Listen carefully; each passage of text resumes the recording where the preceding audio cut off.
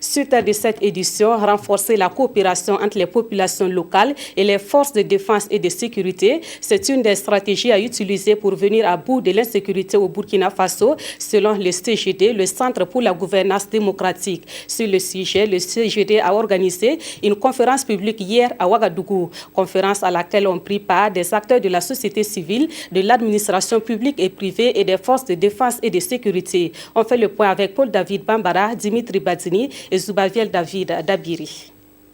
La participation citoyenne est un impératif dans la lutte contre l'insécurité. Et le CGD, le Centre pour la gouvernance démocratique, s'inscrit dans la dynamique de sensibilisation à travers cette conférence. Il s'agit pour ces acteurs de la société civile d'apporter leurs contributions actuelles sur la problématique.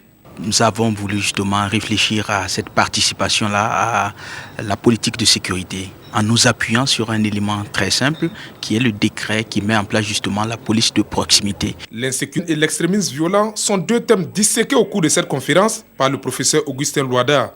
Pour le communicateur, la participation des citoyens dans la mise en œuvre d'un plan de sécurité efficace est indéniable. Aujourd'hui, il y a eu une inflexion dans la conception que nous avons aujourd'hui, en tout cas de la politique de sécurité, avec le concept de gouvernance, la participation des citoyens à la mise en œuvre des politiques publiques, y compris la politique de sécurité.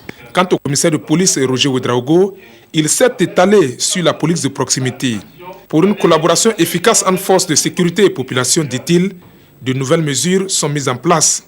Le nouveau dispositif prévoit donc la définition essentiellement de deux structures principales.